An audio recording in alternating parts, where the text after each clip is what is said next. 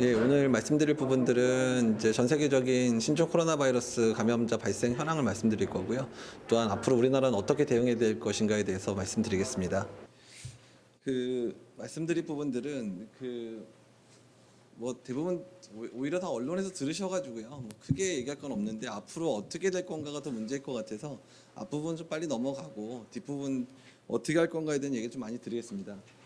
그래서 뭐 7번째 사람에서 걸리는 바이러스라는 거 다 아실 거고, 일단은 초기는 우한에 처음 발견됐는데 수산시장, 뭐 동물 이렇게 연관돼 있을 거라고 얘기를 하는데, 란셋에 실린 논문 보신 분은 알겠지만 초기 41명 결과에 대한 초기 레포트가 있는데 그 중에 이미 14명은 수산시장과 연관 없는 환자들이 사실 있었습니다. 근데 중국에서 계속 처음부터는 수산시장에서만 환자가 왔었다고 얘기를 했었던 부분은 이미 뭐 정보 전달이 잘못된 건지 그건 모르겠는데 어쨌든 그런 상황이었고요. 증상은 뭐 경증에서 중증까지 또 여러 면에서는 이제 무증상 감염자도 있지 않을까 저희가 좀 이렇게 생각을 하고 있고, 주된 증상은 열나고 기침 또는 이제 숨이 좀 차는 형태, 그다음 시간이 지나면 이제 엑스레이에서 폐렴이 소견이 되는데, 잠복기는 노출 한 2에서 10, 최장 잠복기를 14일로 보고 있는데 논문마다 조금 다른데요. 대개 한 10일 이내 또는 길어야 12.5일 이내 대부분의 환자는 발생한다고 돼 있고, 일부 조금 이제 잠복기가 긴 환자들은, 잠복기라는 개념도 어차피 통계적인 수치이기 때문에 14일을 넘는 환자가 일부 나올 수 있다는 것들은 이해를 해주면 좋겠습니다. 그리고 이제 이게 이제 논문 이번 주에 JKMS에 이제 실렸는데, 우리나라 첫 번째 환자 인천의료원에서 이제 치료했던 환자의 엑스레이랑 CT인데, 지금 이건 좀 진행이 됐을 때 엑스레이를 전반적으로 이렇게 하얗게, 그러니까 저희가 보통 지지호로 표현을 하는데 이런 식으로 보이는 그라운드 글래스 어피어런스라고 보이는 그 하얀 유리막 같은, 그 뽀얀 유리막 같은 것들이 이제 엑스레이나 그 CT에서 보이는데요.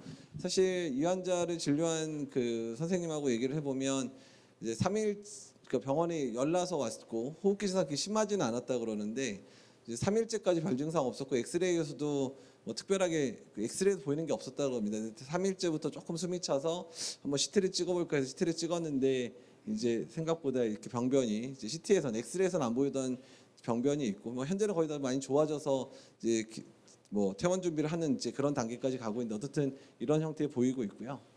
그리고 이제 전파는 일단 호흡기 비말로 감염되는 것으로 생각이 되는 상황입니다. 어쨌든 지금 우리나라 내에서도 환자들 발생하는 거 봐서는 뭐 3번하고 6번 환자 전파될 때 1시간 정도 같이 밥을 먹었다고 이제 나오니까, 밥을 같이 먹을 정도의 수준이면 감염될 것 같다 이런 정도.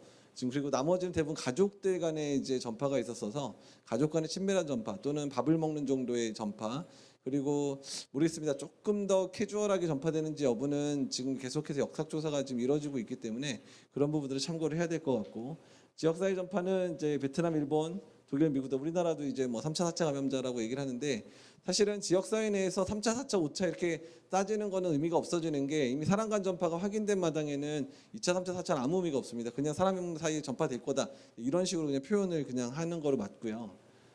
그리고 전염력과 관련돼 있어서 이제 사스가 한 4.0, 그다음에 메르스가 이제 지역 사회 내에서 0.4에서 0.9로 나오고요. 병원 안에서는 4에서 6 정도로 나옵니다. 그러니까 메르스는 정말로 병원 안에서만 주로 전파를 잘 일으키는 바이러스고, 이제 지역 사회 내에서는 우리나라 186명 중에 오로지 딱 한 명만 지역 사회 감염인데, 그것도 부부간 전파 사례 딱 한 케이스 있었거든요. 그런데 이제 지금 2001 신종 코로나 바이러스는 WHO가 초기 자료는 1.4에서 2.5로 얘기하는데, 이후에 나오는 데이터를 보게 되면 뭐 2.5에서 3.3 이런 식으로 좀 조금씩 그 기초 재생산 주수, 한 명이 감염됐을 때 몇 명을 더 감염시킬 수 있느냐는 수치인데 조금씩 그게 늘어나고 있는 부분들이 있습니다. 그다음에 이제 홍역이 이제 이 지수가 15에서 20으로 우리가 알고 있는 바이러스 중에 가장 높은 바이러스고요.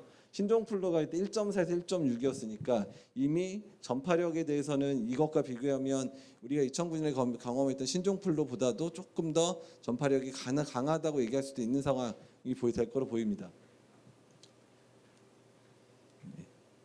그리고 이제 독일에서의 무증상 사례들이 있긴 있었는데, 그러니까 이 부분들은 사실 논란이 좀 많은 부분입니다. 그러니까 무증상에 감염을 시킬 거냐 말 거냐의 부분에 있어서, 무증상 감염이라는 부분은 환자가 주관적으로 나는 증상이 없었다, 나는 증상이 있었다를 구분해서 하는데, 아까 1번 환자나 2번 환자, 국내에서 발견된 1번 환자, 2번 환자들 볼 때 증상 자체가 아주 모호하게 천천히 처음에 진행하거든요.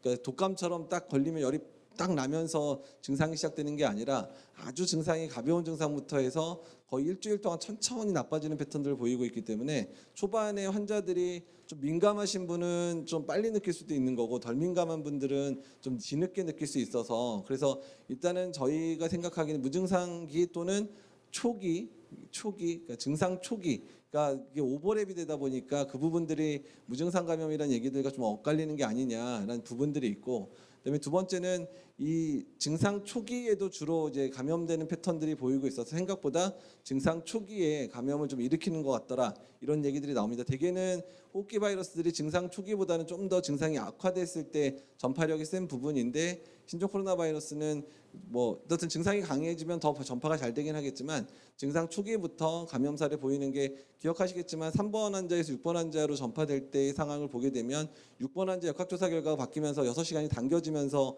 6번 환자가 밀접 접촉자로 바뀌게 됐는데 어떻든 간에 증상 초기에도 감염시킬 수 있는 부분들이 3번에서 6번으로 전파될 때 보이는 부분들이 있어서 일단 그런 부분이 좀 특색으로 생각이 됩니다. 그리고 뭐 임상적 특성들은 뭐 사스의 사망률이 많게는 9.6에서 한 10% 정도 얘기 나오고 머스는 사우디랑 우리나라 합쳤을 때 한 38% 정도 얘기 나오는데 우리나라는 당시 20% 정도 됐었고요. 웩스 군대 20% 정도 됐었고 현재까지 한 2.2% 정도로 잡고 있습니다. 뭐 임상적 특성과 관련되어 있는 부분에서는 일단 주로 발열, 기침, 피로감, 호흡곤란이 주된 증상이라는 건데 이 41명 케이스 제일 처음 발표된 이 논문은 주로 입원 환자에 대한 부분들이 약간 중증 환자들이 많이 반영된 결과입니다. 예, 그리고 여기 보시면 중증 폐렴으로 진행하는 경우에 이런 식으로 전체가 다 하얗게 변하는 패턴 이런 분들은 이제 인공호흡기를 달거나 이런 식으로 진행이 되고 또 아래 환자는 우리 이제 일본 환자랑 비슷하게 아주 조그맣게 이렇게 있다가 폐렴이 바로 회복되는 그런 양상이어서 같은 병이지만 사람에 따라서 완전히 증상이 다르게 나타나는 것을 보여드리는 부분이고요. 그리고 이제 이것도 뭐 초반에 이제 그 초반에 환자가 잘 전파된다 이런 얘기 425명에 대한 부분인데 어떻든 간에 그 시간이 지나면 지날수록 그 병원에서 일하는 사람의 감염자 숫자가 계속 늘어나는 게 보입니다. 그만큼 이제 병원 안에서 환자가 발생했을 때 조심하지 않으면 그 부분들이 문제가 된다는 부분을 보여주는 부분들이고 지금 제가 강주에 내려갔던 이유도 강주에 있는 모병원에 환자분이 일주일 정도 입원해 있었거든요. 근데 오늘 이제 그 같이 입원해 있었던 딸이 이제 18번 환자로 확인이 된 상황인데 일단은 그 의료진이라든지 다른 환자에서 발병이 될 부분들이 걱정이 돼서 지금 의심되는 환자들은 그 근처에 그 병원에서 다 1인실로 지금 격리를 시켜놓고 지금 올라왔습니다. 어쨌든 그런 부분들 그래서 증상 발생부터 병원 방문까지 초반에 이제 1월 1일 이전까지 5.81, 1월 1일 이후는 4.6으로 나오는데 일단 병에 대한 인지도가 올라가면서 병원에 도착하는 시간까지 좀 짧아졌다는 얘기가 되고요. 증상 발현에서 입원까지도 좀 더 짧아지는 거에서 뭐 더 증상이 심해져서라기보다는 이제 이 병에 대한 인지도가 올라가면서 그러지 않을까 생각을 합니다. 치료는 이제 백신은 뭐 후보물질들이 나오긴 나오지만 이 부분들이 개발되려면 적어도 1년 이상은 소요될 거라서 지금의 유행을 막기 위해서 백신을 사용할 수는 없을 것 같습니다. 대중적 치료에 대한 부분은 이제 증상에 맞춰서 호흡곤란 있으면 뭐 산소 주고 호흡곤란이 너무 심해지면 인공호흡기 달고 인공호흡기라도 안 되면 뭐 에크모라 그래서 체외순환하고 이런 식으로 어떤 환자가 버티게 하는 게 메인 치료고요. 국내 치료 권고안은 일단은 현재 대한감염학회 중심으로 리뷰를 해서 2주 안에 권고안을 만들 예정인데 일단은 좀 급하게 약을 써야 되는 분들을 위해서 이제 전문가 권고안을 1월 31일에 3개 학회에서 같이 마련해서 일단 발표를 했고 일단은 감염 확진된 환자에는 조기에 약을 쓰는 게 좋겠다라고 권고를 했고 그다음에 폐렴 소견을 보이는 경우는 경험적으로 항바이러스 치료를 고려할 수 있는데 일단은 그다음에 감염 의심 환자에서 유전자 검사 결과 48시간 경우로 음성인 경우 항바이러스 치료 중단에 대한 얘기가 나왔고요. 현재 항바이러스 치료제 중에서 가장 많이 사용되고 레포팅이 많은 거는 칼레트라 HIV 치료제인데 이 약이 그나마 좀 레포트가 있고 좀 써볼 만하다는 얘기들이 있어서 일단 이거를 이제 우선시해서 권장을 했고요. 그다음에 이제 중증 환자 같은 경우에 칼레트라와 인터프렌 병합요법도 고려할 수 있다고 말씀드렸고 이 부분은 저희가 2015년도에 메르스 치료할 때도 썼었던 약들입니다. 그래서 특효약이라고 하는 개념보단 그러니까 이런 신종 바이러스가 유행할 때는 조금이라도 효과가 있을 만한 약들은 다 끌어다 쓰는 방식으로 쓰기 때문에 그런 식의 사용이라고 생각하시면 될 것 같습니다. 앞으로 상황도 말씀드릴 부분 어차피 또 이종구 교수님이 또 그 뒷부분 많이 얘기할 부분 말씀드리지만 현재 이제 중국에서 제일 많지만 일본, 태국, 싱가포르. 그런데 지금 보시면 알겠지만 우리나라에 환자를 보낸 국가들이 일본, 태국, 싱가포르. 17번이 싱가포르에서 왔고 16번이 태국이었고 그다음에 12번이 일본이었거든요. 그러니까 이런 식으로 지금 중국 외의 국가에서 이렇게 유입 사례가 많은 게 이상하게 우리나라가 지금 그런데 우리나라가 아마 이제 이 근처에 허브이기 때문에 여러 나라들 많이 방문하기 때문인 것 같긴 한데 그래서 지금 상황에서는 계속해서 중국에 유입 환자들이 늘어나는 상황이라 그러면 사례 정의에서 저런 국가들을 포함할 건지 말 건지에 대한 고민이 지금 들어가야 될 상황입니다. 그리고 국내 발생사 말씀드린 대로 12번 일본 이거 말씀드리고 태국인지 아닌지 모르겠지만 하여간 태국을 다녀오신 분이 발병한 거고 그다음에 지금 현재 목표는 지역사회 내 전파가 더 이상 일어나지 않도록 하는 것이 목표입니다. 즉 유입 환자를 최소화시키는 방법도 중요하지만 이런 식으로 다른 국가에서 이제 환자들이 유입이 되기 시작한다면 지금의 검역 방법으로는 막을 수 있는 방법이 별로 없어지기 때문에 일선 의료기관들이 조금이라도 의심되는 환자들은 진단을 하는 방향으로 지금 나아가야 될 상황이 되고 있고요. 예.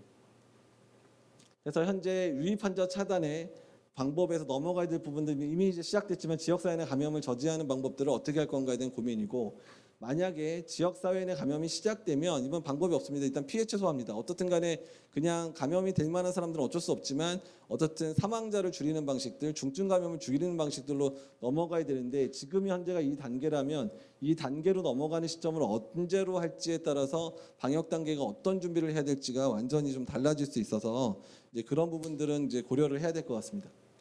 그래서 국내 대행 뭐 경계로 한 거 다 아실 거고요. 그다음에 사례 정의가 1월 28일 바뀐 거를 현재 사용하고 있지만 현재 사례 정 우파에는 후베이성과 중국을 다녀온 사람들 전체를 발열 또는 호흡기로 해서 하기로 했는데 이 부분 외 기타 유입 국가에 대해서 어떻게 할 건지에 대한 고민이 필요하고 국내 대응 뭐 선별지효소 만들어서 지금 500개 넘는 선별지효소가 지정이 됐고요. 그다음에 진단이 이제 리얼타임 PCR이 공급이 됐고 2월 7일자로 50개 병원 정도의 리얼타임 PCR이 나가기 때문에 앞으로 이제 지역사회 내 감염을 막는 제일 중요한 방법은 지역사회 내에서 의심되는 환자를 빨리빨리 검사해서 확인을 하는 과정이 중요해지고 그게 이제 가능해진 시점입니다. 그리고 지역사회 감염 전파를 모니터링해서 지역사회 전파가 본격적으로 나타난다면 아까도 말씀드린 대로 피해 최소화 전략으로 넘어가야 되는데 일단 폐렴 전수조사라든지 폐렴으로 입원해 있는 환자 중에 혹시 놓친 환자가 없는지를 생각해야 되고 폐렴 선제 격리, 폐렴 환자는 아예 먼저 1인실로 격리한 다음에 코로나 바이러스 검사를 해서 음성이면 뭐 격리를 푼다든지 이런 방법들 인플루엔자 실험실 감시 체계는 인플루엔자 증상 있는 사람을 검체를 수집하고 있는데 거기서 그냥 코로나 바이러스 검사를 해서 혹시나 지역사회 내에서 환자가 있는지를 체크하는 방법을 동원을 해야 되고요. 말씀드린 대로 유행의 조짐이 세 가지 조건에서 보이면 전면적 검사 격리 또 피해 최소화 전략으로 넘어가야 될 상황입니다. 그래서 국외 대응은 뭐 페이 늦어졌다는 부분에 대해서는 대부분 공감하시는 부분들이고 일단 예방행동 수칙에 있어서 뭐 마스크에 대한 부분들, 손위생과 관련된 부분들, 여행 자제 부분들 다 얘기가 된 부분입니다. 그래서 말씀드리면 신종감염병의 위기의 가장 큰 어려운 거는 바이러스가 어떤 형태로 갈지를 모른다는 겁니다. 특히 이번 상황처럼 초기 정보가 부족한 상황이라면 국내에서 방역의 준비를 하는 것 자체가 상당히 어려웠고 사실 국내 환자가 발생하고 국내에서 전파 사례를 보면서 이 바이러스의 전파력 정도에 대한 부분들이 가늠이 가능해졌기 때문에 그래서 국내 전파 사례를 보고 이제 그 사례정이나 이런 것들이 다 개편이 되고 있거든요. 그래서 그런 부분들이 고려하고 그다음에 현 상황에서 우리나라의 대응과 관련된 부분들은 일단은 지역사회에 전파가 되는 부분을 저지하는 부분으로 현재 최선의 노력을 하고 있지만 만약에 지역사회 내에서의 감염이 조금씩 확산되는 분위기라면 아예 전폭적으로 빨리 모든 의료기관들이 이제 이런 환자를 다 진단하고 볼 수 있는 형태로 빨리 넘어가야 되는 상황을 만들어야 될 수도 있습니다.